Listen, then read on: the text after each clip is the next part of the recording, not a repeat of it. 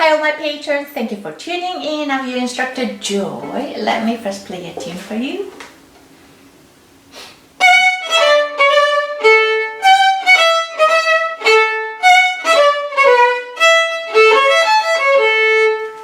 So with this piece, we are going to talk about how one could plan a best practicing schedule. So this is an answer to a patron. This violinist was wondering how one could plan or one could organize a practicing to have a most outcome. Very good question. This is kind of question that we all ask, and it changes as we advance and also as we age also. So we have to react to that one, always re-examine how one could bring the best out of each practicing session. It starts first understanding how our body works. Violin playing involves muscle work, but also the brain power is as important because it's a coordination of reading with your eyes, processing and ordering our body what to do. So find out whether you're a morning person or evening person or in between. I like to read early morning, but when it comes to practicing, even though my brain works the best in early morning, I find it a little afternoon works the best. Early afternoon works the best for my muscle, because in the morning I feel quite stiff. Even though my brain is fast, my body takes longer time to warm up. So in my case, I like to practice like around 1 p.m. early afternoon. In the evening, it also works for me, but my mind is quite tired. I have a little hard time. Sometimes I play same thing over and over, not knowing why I'm repeating things like that. So you have to know where good compromise, where both you're awake spiritually and physically. Now, once you found out, instead of junking up, having very heavy schedule of I'm gonna practice from 9 a.m. to 12 p.m. and then 3 p.m. to 6 p.m. Instead of having very heavy schedule, start with a small amount. The next step would be how much can I handle, or what is a good length of practicing. If it's new to you, start with a 20 to 30 minutes, and gradually you want to increase 60 minutes, 1 to 2 hours, things like that. But feel free to go always back to reduce the hour, or make sure you take little breaks. After you find the time frame or the length of practicing time that works, now then comes the proportion. How much percentage do we practice in what section? Let's say you're practicing this Paganini piece, which is dance. Now, general rule, very general rule is about 40 to 60 or 30-70, meaning 40% about technical work or warm-up and 60% of repertoire pieces of this. Or if you're getting a little closer to the performance dates or performance deadline, or if you're getting known to the pieces better, there would be 30% on the technique warm-up and 70% of your repertoire pieces such as this. I'm talking very generally. Now I'm going to go a little more into details. Now when it comes to those warm-up time, it could be 30 to 40% of your practicing time. Try to warm up each hand separately. So for example, in this witch's dance, I have F sharp and C sharp in the key signature, and just warm up in left hand alone, just reviewing the fingering pattern. So E string would be E, F sharp, G, A, and B. And A string would be A, B, C sharp, D. But here later I have a D sharp happening. So practice that one. A, B, C sharp, D. Now note D sharp by stretching your third finger. D sharp and E. And I can do descending, E, D sharp, D, C sharp, B, A. In this string I use E string, A string and D string. So let's do a D string left hand fingering pattern. 2, D, E, F sharp, G, and A.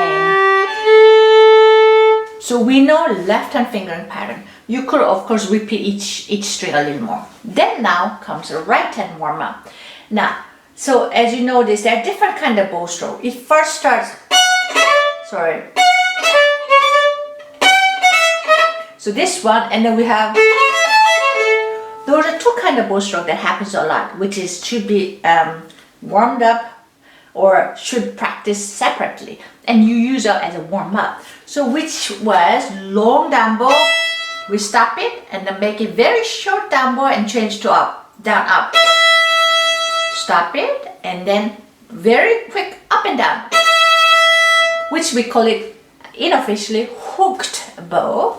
So mainly we use long bow, stop it, and very short and change to a bow direction, up, down, stop, down, up, like that. So you would do it on the E string, for example, long, stop, down, up, using your wrist, then up, down, up, down. Then now next one would be triplets. Triplets are the 1 through 8 notes that's a little faster rhythm than the regular 8th one. So any fast notes, any fast rhythm, we rarely use whole bows. So fast one is good way to good to place the bow in the middle. So you want to do it in the middle. And then again, open string, it can be E or A string, anything does not matter. Let's say this time A string to raise a little elbow higher. Then we do triplet, 1, 2, 3, starting right down bow. This I'm starting with the up bow, 1, 2, 3. Now you do one after the other. The trick is make sure the second one starts with the up bow. 1, 2, again, 1, 2. Up bow, it's always a little harder because it's against gravity, so you have to bring your elbow a little more. And then you do it 1, 2, 3, 1, 2, 3, one after the other. 1, 2, pause again. Now you warmed up your right hand. Of course, you will spend a little more time. Then now you want to do warm up something hands together. So coordination, we want to do right hand and left hand some kind of combination. You can use some kind of technical etude piece. If you don't have it, you can just use simple scale using your key signature. So this piece, the Witch's Dance by Paganini that I just played, is in the key of D major, which has an F sharp and C sharp. And you can play this D major scale just doing left hand placement while you have to play right hand more than one string. So let's do hands together, coordination, warm up. It was still a section of warm up or technical part. F sharp, G, A, E, C sharp, and D. Now you would spend a little more time, so you would go ascending and descending scale. Then now you start a repertoire piece. Let's say you spend 30 to 40% of your practicing time with a warm up with both hands separately and together and technical study. Now when you do repertoire piece practicing, the biggest mistake we do is we always start from beginning to the end. Again, from beginning to the end. But there's always section that it's not as good as a rest, and there are always section that's always easy. Even though it's tempting or it's more fun to play easy part, be strong to start with those small sections. So first, maybe at once, you can play from beginning to the end just to see where the weak part or not so good part is. So for example, here.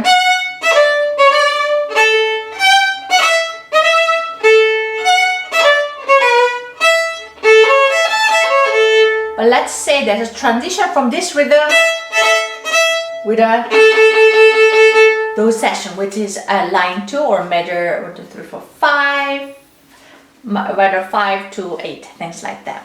So, and then those middle section, measure 5 to measure 8, would be your not so great section, and that would be the one that you will start practicing first.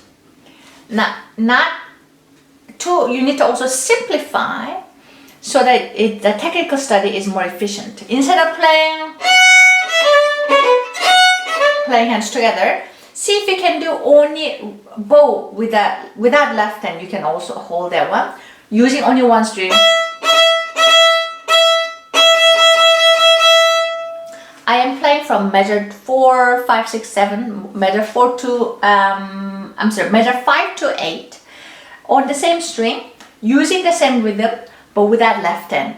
Dum, ba-dum, ba-dum, bum, da-da-dee-da-dee-da-dum. Now you can do the same thing on the A string.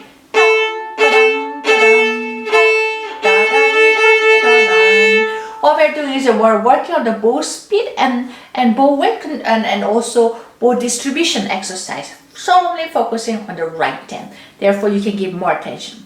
Now, if you feel confident, then now you still stay open string, but this time we're going to use a string that it's used for the music. Meaning, we still don't use the left hand, but we're going to keep the string the way it would be.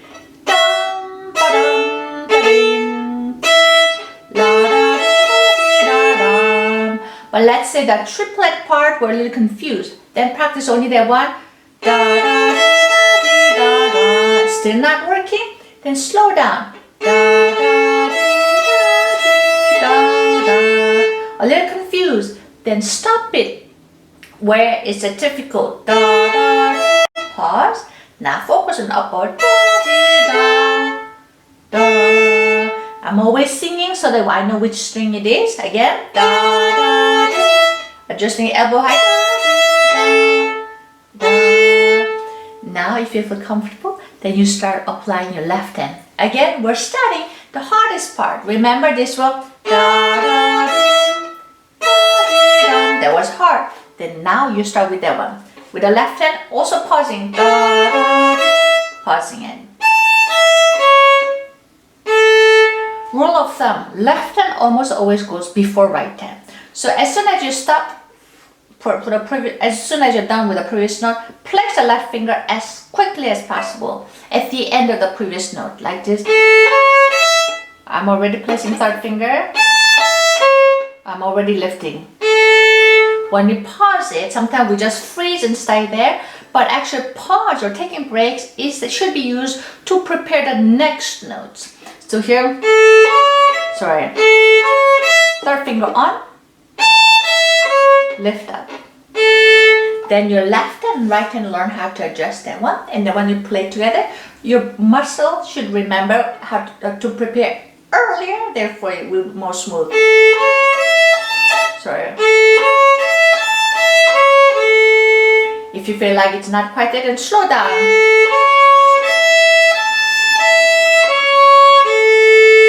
If you can play about 3 times in a row correctly, and that's a good sign to move on.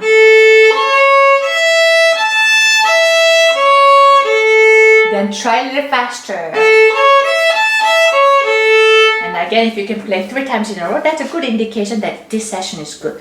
Then you would expand a little bigger chunk, taking the transition from beginning or after. Then you play from beginning to the end. See if you can play big chunk. If not, again, small section.